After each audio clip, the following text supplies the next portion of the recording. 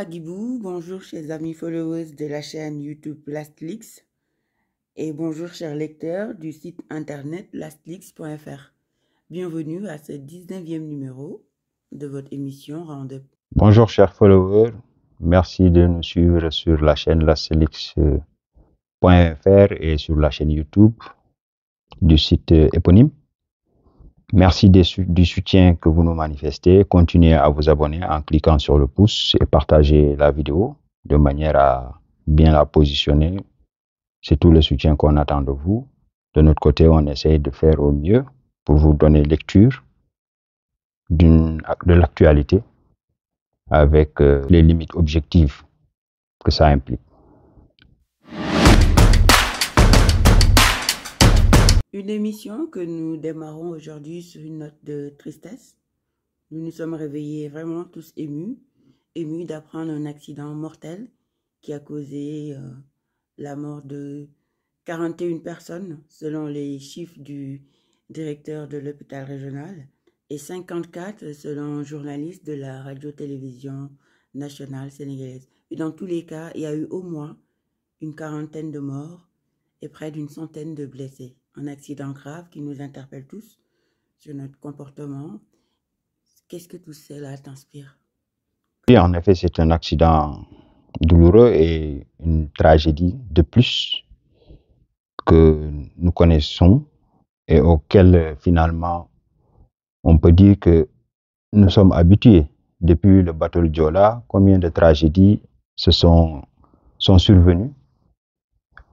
Les gens s'en émeuvent, mais comme par un coup de baguette magique, retrouvent les vieilles mauvaises habitudes qui nous conduisent à ces types d'inconséquences. Et c'est la responsabilité des pouvoirs publics, en l'occurrence, qui est interpellée au premier chef, parce que tous les habitus et les habitudes qui engendrent ce type d'inconséquences-là, en fait, prospèrent à cause de tout un écosystème de corruption qui met aux prises le lobby des corporatistes du secteur qui n'ont que faire des lois et règlements, les agents de l'administration qui se laissent corrompre et qui ferment les yeux par rapport à la circulation de véhicules qui ne sont pas aptes, et le fait aussi d'avoir des conducteurs dont les compétences ne sont pas certifiées par voie officielle et authentifiée. Et voilà, donc tous ces agissements nous mènent à ces types d'inconséquences et les Sénégalais semblent blasés, complètement apathiques, alors qu'au fond, c'est nous-mêmes qui en payons le prix fort. Et donc, je pense que c'est une occasion. Le président a décidé d'observer 3 jours de deuil. Il a convoqué un comité interministériel pour débattre là-dessus. C'est une énième réaction que les pouvoirs publics nous ont habitués à l'occasion des drames de cette ampleur, mais dont les effets sont nuls. Donc, c'est les Sénégalais, les pouvoirs publics qui sont collectivement interpellés à réfléchir et à faire l'introspection et tirer les conséquences qui s'imposent pour que plus jamais cela ne se reproduise. Donc, c'est une invite à une introspection collective. Moi, le premier, il faut, tant qu'il y aura la corruption, tant qu'il y aura la banalisation de la corruption, il y aura des attitudes et des actions irresponsables, aux conséquences incalculables, qui viendront toujours s'abattre sur nous comme de la foudre.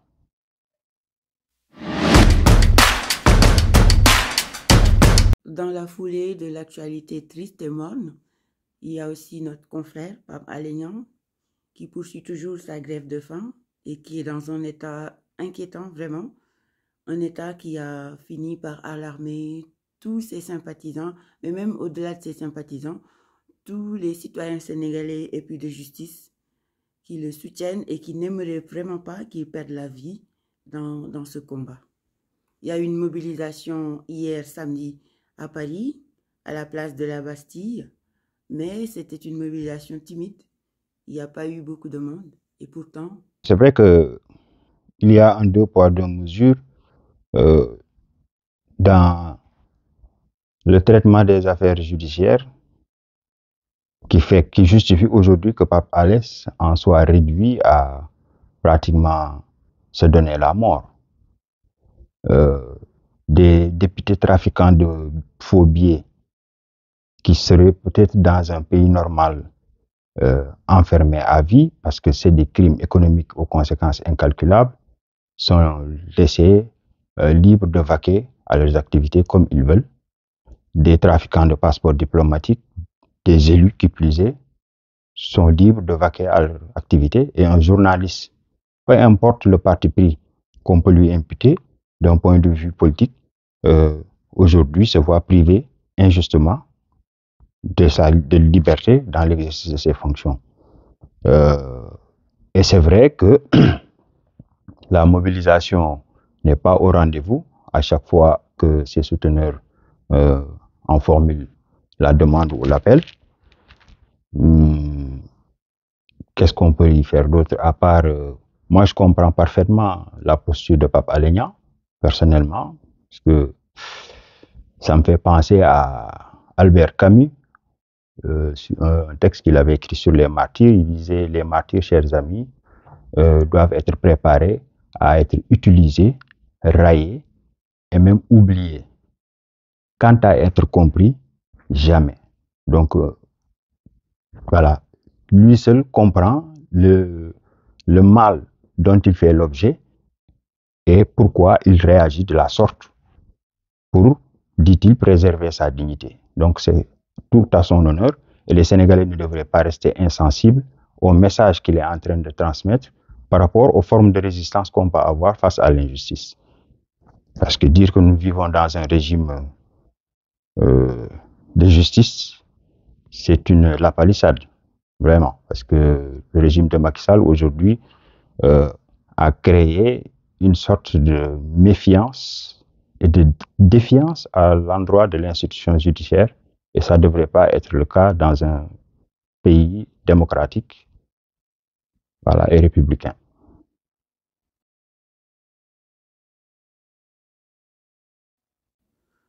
L'autre actualité, on en a vraiment beaucoup parlé dernièrement dans pratiquement presque tous les numéros de Rang 2, c'est la troisième candidature de Macky Sall qui était jusque-là probable, mais là qui vient de se confirmer d'après les dires de Ismaïla Madior Fall, qui est le ministre de la Justice. Il a fait une sortie où il chercherait à légitimer une troisième candidature de Macky Sall si jamais il est investi à hauteur de 2 millions de voix. De cartes. Enfin, de cartes de voix dans la paire. Donc, il n'y a plus de doute. Oui, par des arguties intellectuelles et politiques, celui qui a rédigé la réforme constitutionnelle de Macky Sall en 2016, laquelle réforme prévoyait quelle est même l'expression qu'ils avaient utilisée, c'était qu'ils avaient verrouillé la question des mandats. C'est-à-dire que l'esprit de cette réforme, c'était que plus jamais un président ne ferait plus de 2 mandats consécutifs. Et c'est lui-même qui disait, lors d'une interview devant des journalistes, en répétant 3 fois par une anaphore, que nul ne peut exercer plus de 2 mandats consécutifs. Et il répétait encore, nul ne peut exercer plus de 2 mandats consécutifs, jusqu'à la 3e fois pour dire qu'il n'y avait plus matière à interpréter. Donc c'était limpide, clair, comme de l'eau de roche. Et c'est l'universitaire, et c'est le rédacteur de la Constitution, et donc c'est une voix autorisée. Il s'est exprimé escalité. Donc maintenant, là, il s'est servi d'une tribune politique pour faire un discours politicien, et c'est là où les intellectuels malhonnêtes sont dangereux dans une société, surtout dans des sociétés comme les nôtres, où 70% de la population est analphabète, où la langue française, qui est la langue officielle, n'est pas accessible à la plus grande majorité. Et donc, la malhonnêteté des intellectuels de la trempe de Ismaïla Madior Fall est tellement dangereuse que ça en finit par créer des réactions anti-scolastiques. C'est-à-dire que on en arrive même à dire qu'il ne sert à rien d'aller à l'école. Parce que, en dehors de manier une langue incompréhensible et rébarbative pour la majorité, en termes d'épaisseur morale, c'est -0. Ils sont pointés à -0. Et donc, c'est en cela que cette déclaration de Ismaïla Madior Fall, elle est catastrophique et dangereuse. Et ça, bon, ça nous fait penser un peu à ce que le président Feu Mitterrand disait à propos du droit. Il disait que l'interprétation du droit aussi entre ombre et lumière. Et pour son cas personnel, il avait 2 juristes, en l'occurrence Badinter, pour le droit, et Roland Dumas pour le tordu. Donc, le droit se tord ou se détend selon l'épaisseur morale et intellectuelle de celui qui prétend comment on appelle ça, l'interpréter. Et Ismaïla Madior Fall vient de en faire une illustration, mais cinglante et parfaite. Et tout ce que ça va impliquer, c'est encore des remous. On va revenir 12 ans en arrière, des mobilisations sur la place publique, des échauffourées, chiens-lits, entraînant des morts pour une candidature dont on sait que les Sénégalais n'en veulent pas. L'écrasante majorité des Sénégalais est contre la 3e candidature, et quel que soit l'artifice et les montages qu'ils auront à faire, y compris dans les urnes, ils seront battus à plate couture. Et est-ce que ça en vaut la peine? C'est la question et à laquelle ils sont les seuls à pouvoir répondre. Mais nous, pour ce qui nous concerne, on trouve quand même dommage et dommageable que des intellectuels se prostituent au plus offrant, voilà, pour des motifs purement politiciens.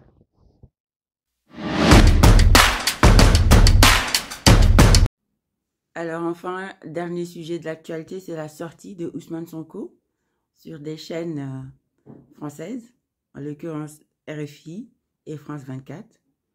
Une interview qui fait couler beaucoup d'encre et de salive actuellement. Oui, ça fait jaser, et on le voit au niveau des réactions sur les réseaux sociaux. Mais c'est une opération de communication. Et comme le disait le philosophe russe là, Andrei Mikhailov, pour analyser une opération de communication, il faut d'abord s'intéresser sur la forme, le contenu et le sens. Donc pour la forme, je trouve qu'une interview de 13 minutes pour quelqu'un qui voudrait aujourd'hui maintenant se tailler une envergure internationale, puisque pour moi, il y a ce but-là dans l'opération de communication, s'adresser à la France et donner des gages s'il y a lieu.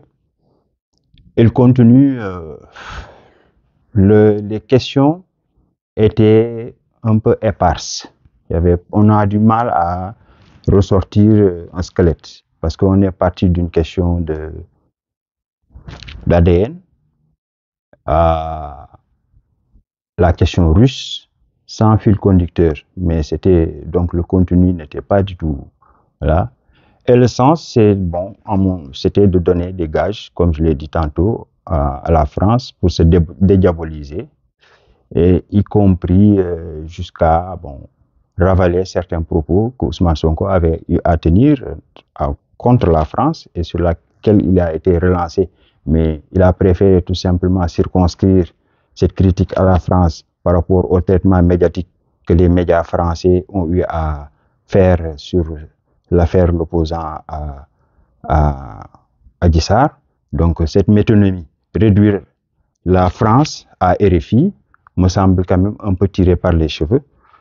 Mais c'est une dérobade, on l'aura bien compris, alors même que l'occasion lui était donnée de tenir en direction de la France un langage de vérité, parce que la France aussi a une posture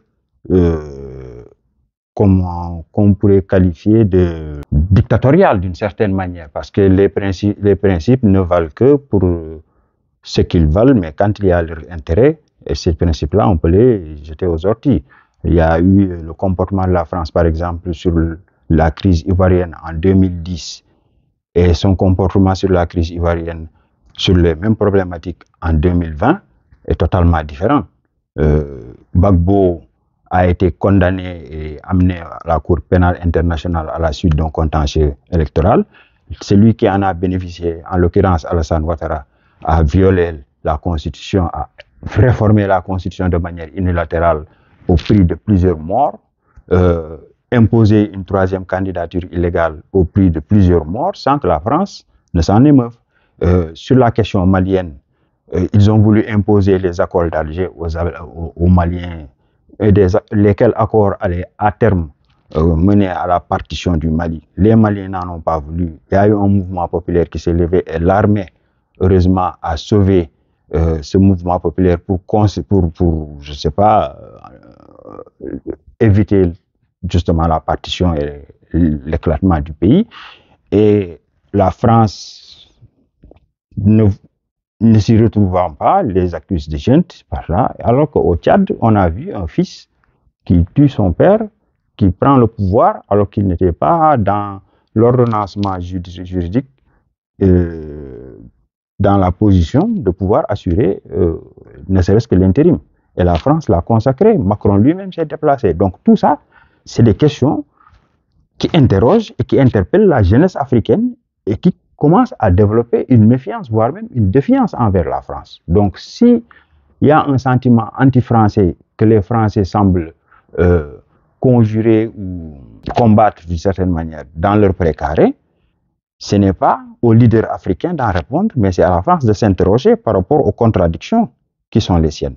Donc, en mon sens, ça aussi, j'aurais aimé que Ousmane Sonko le fasse souligner à ses interlocuteurs, mais il a préféré donner des gages en se contentant tout simplement des généralités langagières par rapport à une révision de nos rapports, un partenariat gagnant-gagnant, alors que tout ça, le partenariat gagnant-gagnant même procède d'un point de vue idéologique du discours dominant que les capitalistes impérialistes occidentaux ont créé. Donc c'est un vocabulaire et une sémantique, en mon sens, du soft power colonial que les impérialistes nous distillent et que nous nous réapproprions.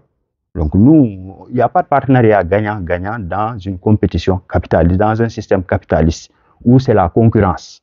Il faut qu'on s'enlève ça de la tête. Chacun défend ses intérêts par tous les moyens. Par tous les moyens. C'est de ça que fait le monde. Donc il est temps que les Africains aussi se réveillent et je suis resté sur ma faim dans cette opération de communication et convaincu que Ousmane Sonko n'a pas encore l'épaisseur du président ou du leader qu'il prétendrait être. Et donc, ce que nous, à notre niveau, en tant que journalistes sénégalais, ce que nous déplorons, c'est que nos leaders acceptent toujours d'accorder des interviews à des chaînes étrangères plutôt qu'à des chaînes sénégalaises. Parce que nous avons tous cherché à l'interviewer, à avoir un entretien, et ça n'a jamais abouti. Je pense que depuis l'éclatement de cette affaire Adji Sarr, il n'a pas donné d'interview. Il y a eu beaucoup de points de presse, bien sûr, mais il n'y a pas eu une interview franche avec la presse sénégalaise. Enfin, pas comme on le voudrait. Enfin, l'émission est à son terme. Ton dernier mot? Belle plaidoirie pour les journalistes sénégalais. J'espère que le destinataire en prendra bonne note et donnera une suite favorable. Et mon dernier mot, c'est de remercier encore les followers pour le soutien et les retours qu'ils nous font, et la critique, et continuez à partager la vidéo et abonnez-vous. Peut-être que nous envisagerons de faire d'autres plateaux sous d'autres formats si toutefois le projet vous agrée. Donc, pour le moment, nous avons des retours positifs, mais on n'est pas encore boosté au meilleur de ce que ça devrait être et nous comptons sur vous. Merci, à la semaine prochaine.